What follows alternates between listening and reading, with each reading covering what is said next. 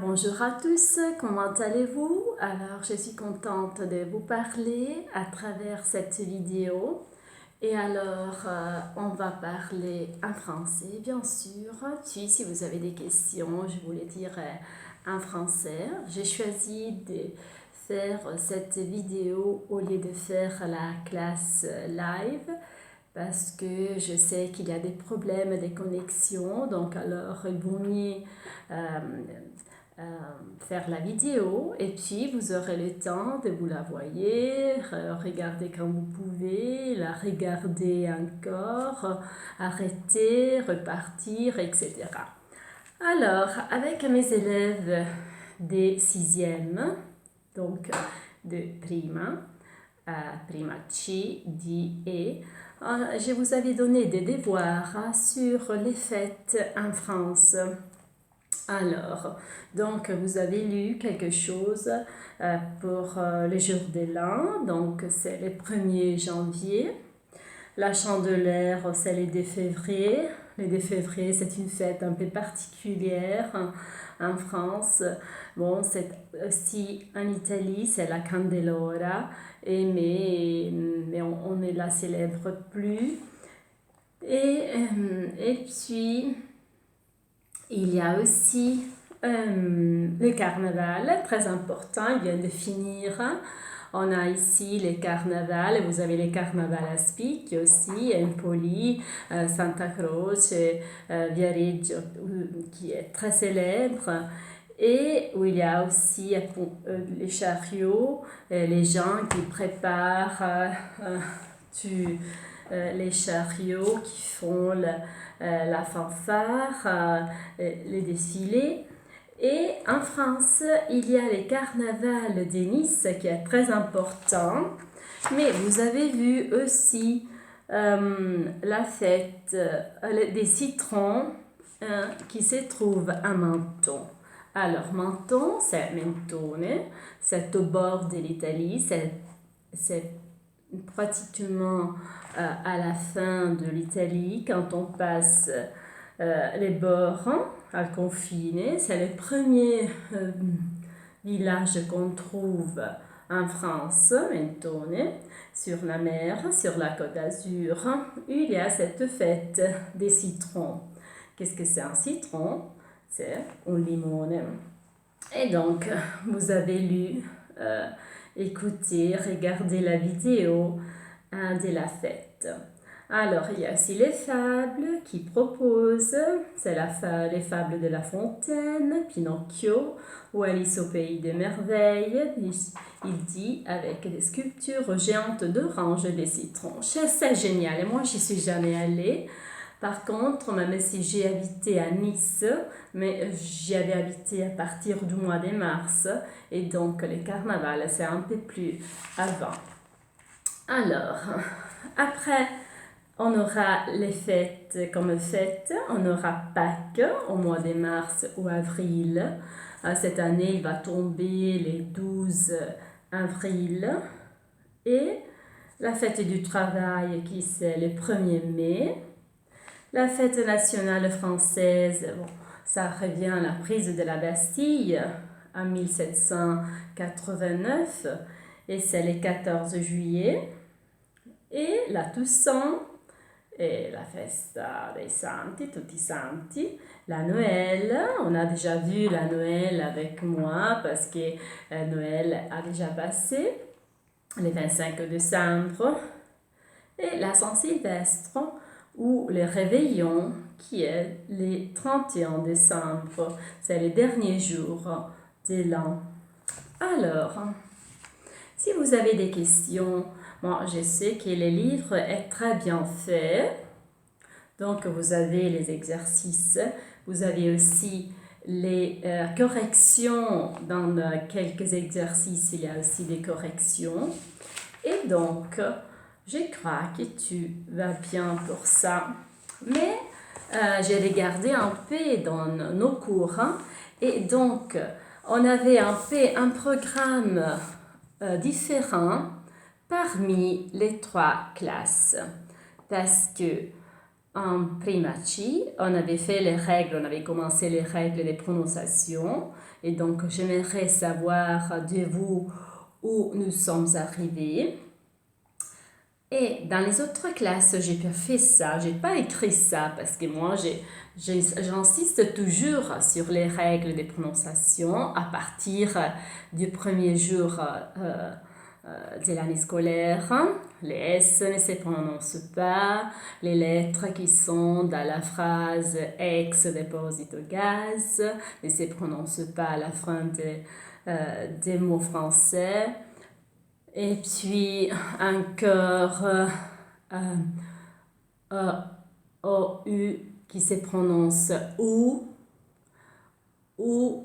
comme une ou en italien se prononce en français U, etc., etc. Donc, dites-moi, comme ça on va faire une révision, peut-être même cet après-midi ou demain si vous voulez. Moi, je vais vous poster une autre vidéo. Alors, ce que je voudrais faire, c'est parler des règles de grammaire qu'on avait déjà abordées en prima E et pas dans les autres classes, prima C et prima D. Donc, alors, si vous allez à page 73, donc 73, alors vous avez la forme négative et il y a. Alors, la forme négative qu'on a déjà trouvée dans les dialogues d'habitude, comme d'habitude. Oui, en effet, si vous allez au dialogue à page 66, à la fin de la première colonne, Mathis dit non, je ne suis pas français, je suis belge. Alors, c'est-à-dire que lui, il utilise la forme négative. Et pour faire la forme négative en français, on utilise des mots, c'est-à-dire né et pas. Voilà. Alors, né et pas. Alors, ça, c'est le contraire parce que c'est comme un miroir, hein? Comme uno specchio. Donc, peut-être vous ne voyez pas, mais bon, c'est né et pas. Si vous allez dans les livres, vous les voyez. Hein? La forme négative, donc nous avons les sujets, je, né, le verbe suis, pas, français par exemple, ou française si c'est une fille féminin. Alors, en effet, in italiano noi abbiamo una parola sola per la negazione che è non. Io non sono francese, mentre in francese hanno due particelle che sono ne e pas. Qual è come si può dire? Qual è l'idea per far sì che ve lo ricordiate? Io di solito dico questo: il ne e il pa abbracciano il verbo. In effetti, ora io aggiungerò con questi pennarelli bruttissimi che ho trovato perché i miei figli sono dei distruttori. Allora dirò je ne suis pas e metterò una parola più breve, belge. Ho scritto un po' in stampatello minuscolo, un po' in... Alors, je ne suis pas belge. Alors, le verbe, c'est au centre et à côté, il y a ne et pas. Donc, le ne et les pas, il embrasse, le verbe abbracciano il verbo. Se voi vi ricordate questo, non vi dimenticate qual è la posizione del ne et pas nella phrase. D'accord? Alors, et là, vous pouvez lire, vous avez la vidéo parce que vous savez, notre livre a beaucoup de documents. Donc, ils ne parlent pas anglais, elles ne sont pas espagnoles avec la liaison. E puis, il vous dit, ne si apostrofa davanti a vocale o H muta. Elle n'aime pas la danse classique. Et bien sûr, vous mettez l'apostrophe s'il y a une voyelle ou H muet. Il n'habite pas à Lyon. Hein? Et puis, vous avez les exercices. Il est grec? Non, il n'est pas grec, etc., etc. Alors, donc, vous allez le faire. Hein? Comme ça, vous allez apprendre à utiliser la négation en français. Encore, il y a aussi autre chose. Moi, je viens de dire il y a aussi. Ho appena detto c'è anche, il y a. En français, il y a è una struttura composta da 3 paroline. Il y a. Allora, non so come fare a scrivere in modo che voi lo vediate, forse come faceva Leonardo. Ci provo. Vediamo, che non ho mai capito. E voilà, il y a. Praticamente ho scritto al contrario, così voi lo vedete. Quindi li è una y, a, il y a, vuol dire in francese c'è e ci sono. Si usa sia per il singolare che per il plurale. Allora, ve lo scrivo sotto. Un po' difficile, uguale. Allora, vediamo. Ora bisogna ingegnarsi. L'accento l'avrò sbagliato, c'è e ci, come si fa la S? Al contrario, sono. Vediamo se ce l'ho fatta e voilà! Allora c'è e ci sono. Il y a vuol dire c'è e ci sono. Alors je vais dire par exemple si je parle de ma maison, il y a des enfants qui dorment dans ces chambres. Ci sono 2 bambini che dormono nelle loro camere, infatti finché loro dormono io posso lavorare tranquillamente.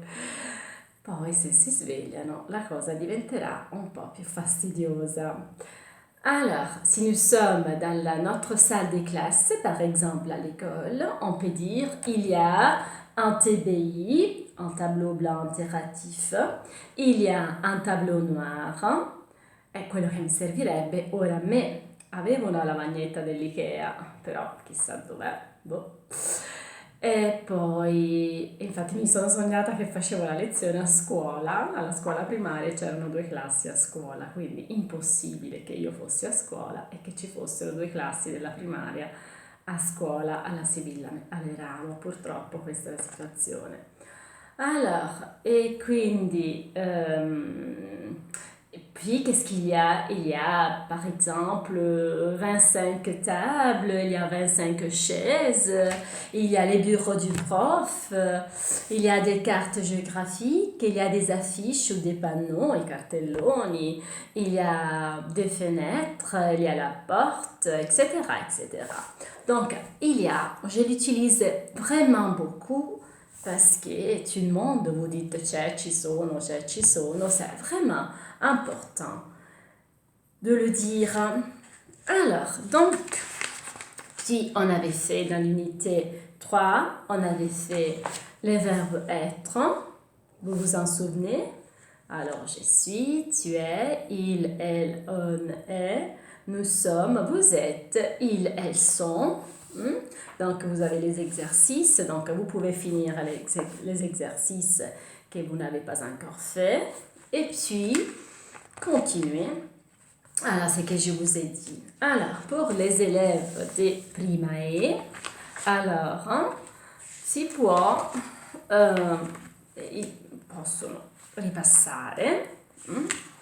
Ripassano quello che vi ho dato, finiscono gli esercizi come finirete anche voi nelle pagine successive, quindi fino a pagina